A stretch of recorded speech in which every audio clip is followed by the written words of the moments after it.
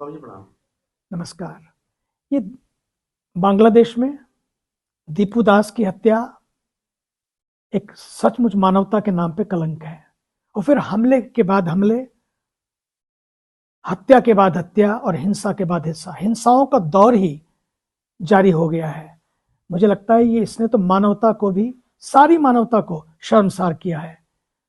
और कैसा आश्चर्य होता है मुझे तो, नाम धर्म का और काम नफरत का। ये कैसा इस्लाम है, ये कैसा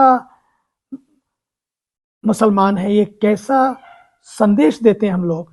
मुझे लगता है कि इससे तो मुसलमान भी बदनाम होते हैं, कुरान भी बदनाम होता है, इस्लाम भी बदनाम होता है। ऐसे काम नहीं करने चाहिए, ये बेहद शर्मनाक है। और फिर किया भी कहाँ, उस जिस बांग्लादेश का निर्माण भी भारत की कृपा से हुआ, नहीं तो बांग्लादेश ही नहीं होता। और फिर जब भी जरूरत पड़ी हमेशा सहयोग किया, खड़ा रहा। उस एहसानों को भी हम भूल गए, कितने एहसान फरामोश हो गए हम लोग। और फिर हत्या भी कैसे की बताइए। एक व्यक्ति को मारा, फिर उसको लटका दिया गया, इतना मारा, फिर आग लगा दी गई। ये क्या हो रहा है? मुझे नहीं लगता कि इंसानियत है। धरती की खुशबू इंसानों से है और इंसानों की खुशबू इंसानियत से है। आज इंसानियत को भी शर्मसार किया गया है। इसलिए कहाँ है वो लोग जो ह्यूमन राइट्स का झंडा लेकर आगे दौड़ते रहते हैं?